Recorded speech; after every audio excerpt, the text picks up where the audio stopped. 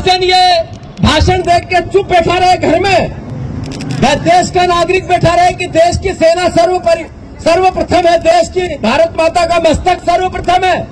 और देवड़ा जी कहते हैं कि देश की सेना, देश का नागरिक, देश का एक एक व्यक्ति नरेंद्र मोदी के चरणों में है, और हम चुप रहेंगे।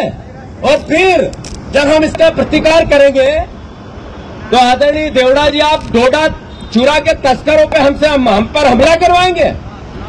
मैं अनुरोध करना चाहता हूं देवड़ा जी आपसे कि आपका पुतला नहीं जला रहे थे कांग्रेस, ये तो 2 कांग्रेस के लड़ लिए, तो जनता ने आपका पुतला जला दिया था। सही है कि गलत? मैं अनुरोध करना चाहता हूं बहुत विनम्रता से, कांग्रेस के परिवारजनों से संदेश पूरे प्रदेश में एक प्रार्थना है मेरी जो जाएगी मंदसौर से, कि हम देश हमारे लिए सर्वप्रथम है। देश की और प्रदेश की जनता ने मैंडेट दिया हमें विपक्ष की भूमिका निभाने का। बीजेपी को देश की सत्ता में रहकर सेवा करने का एक तरह से मैंडेट दिया है। हमारा दायित्व हम निभाएंगे।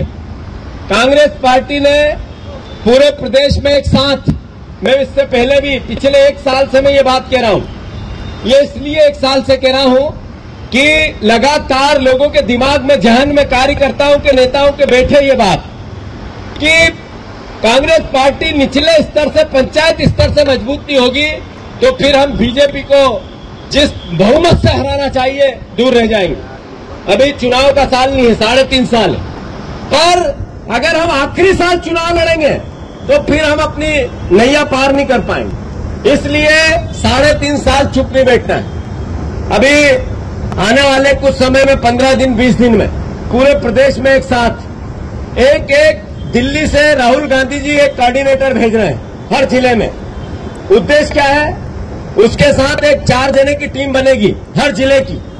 उद्देश्य है कि निचले स्तर पर पंचायत कांग्रेस कमेटी का गठन हो, वार्ड कांग्रेस कमेटी का गठन हो, युवक कांग्रेस एनएसयूआई को निचले स्तर पर मजबूत हो। केवल नेता बैठ के ये बात करे कि एनएसयूआई मजबूत नहीं है, युवक कांग्रेस, वो हमसे अलग कैसे है? और अगर हम उनको मजबूती नहीं देंगे तो वो मजबूत कैसे होंगे?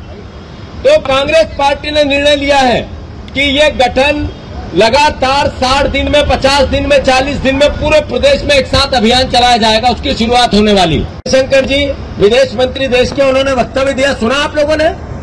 क्या वक्तव्य था? उन्होंने कहा कि पाकिस्तान को हमने पहले से आगाह कर दिया था, बता दिया था कि हम कहां हमला करेंगे। ये तो एक तरह से देश के साथ मुखबरी हुई कि आपने पूरे देश को, नरेंद्र मोदी जी ने अपने भाषण में कहा बिहार में कि ऐसी सजा मिलेगी कि कल्पना भी नहीं होगी, कल्पना से परे सजा देंगे। पूरा देश आंदोलित हुआ, एक साथ हुआ, और सबने एकजुट एक भाव में कहा निस्तामुत कर दो उन लोगों को जो भारत मां के ऊपर आंख उठाते हैं। और आपका विदेश मंत्री पाकिस्तान की मुखबरी कर रहा था, उनको बता रहा था कि हम कहां हमला करेंगे, उनको बता रहा था कि एयरबेस पे हम हमला नहीं करेंगे। ये देश के साथ, ये देशभक्ति है भारतीय जनता पार्टी की, ये राष्ट्रवाद है भारतीय जनता पार्टी का।